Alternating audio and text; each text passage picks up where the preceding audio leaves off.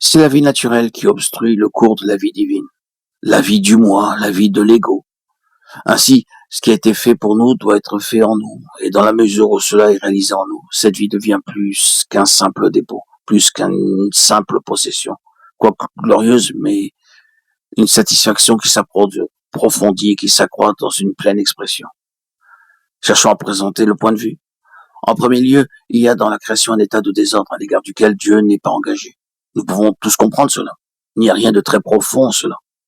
Sauf dans la mesure où ce fait nous touche, alors nous constatons cet état de désordre dans la création de laquelle nous sommes une partie et que Dieu n'est nullement d'accord avec cet état, avec la création dans cette condition.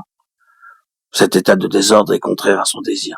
Cette chose a cessé d'exprimer sa pensée. Cela est contraire à son intention et par conséquent il ne peut être lié à cela. Secondement, il y a un lien étroit entre la mort et Satan dans cet état de choses. Ce n'est pas simplement un tout passif dans la confusion, le chaos et le désordre. Il y a des éléments actifs en cela. Nous pouvons dire que ce tout se présente comme ayant des potentialités. Il y a des forces en travail dans cet état de choses, et ces forces ne sont pas celles de la vie, mais celles de la mort. La mort travaille, et Satan est associé avec cet état. Troisièmement, nous voyons qu'un besoin se présente, un besoin défini par plusieurs aspects. Premièrement, une mise de côté d'ordre juridique de cette création s'impose. En parlant d'une mise de côté d'ordre juridique, nous voulons dire qu'un jugement doit passer sur elle, et sous ce jugement, elle doit être ôtée du regard de Dieu. Elle doit être amenée à l'endroit où elle est entièrement sous la proscription divine, où aucune de ses parties ne peut prétendre bénéficier de son acceptation. C'est-à-dire qu'elle doit être traitée selon la justice et juridiquement mise de côté. Cela constitue une condition préliminaire à tout ce que Dieu fera selon un ordre nouveau. Dans la croix de Christ, Dieu a ainsi traité la création. Secondement, une destruction réelle et potentielle de ce pouvoir de la mort et de Satan doit être mise en place. Examinons ces mots.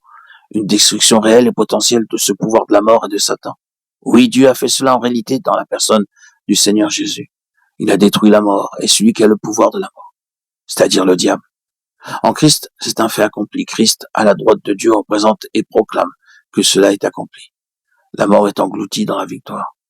Satan aussi a été détruit. Ce mot détruit traduit dans la version anglaise dite révisée par réduit à l'impuissance ne signifie pas ce que les gens comprennent habituellement. Parfois, en parlant de destruction, nous pensons au sens absolu d'effacer, de réduire à l'inexistence. Ce mot ne signifie pas cela. Réduire à l'impuissance veut dire, dans l'intention de Dieu, rendre totalement inopérant. N'oubliez pas que Satan est impuissant et en tout ce qui concerne notre Seigneur Jésus-Christ à la droite de Dieu. Il ne peut pas le toucher personnellement et il le sait.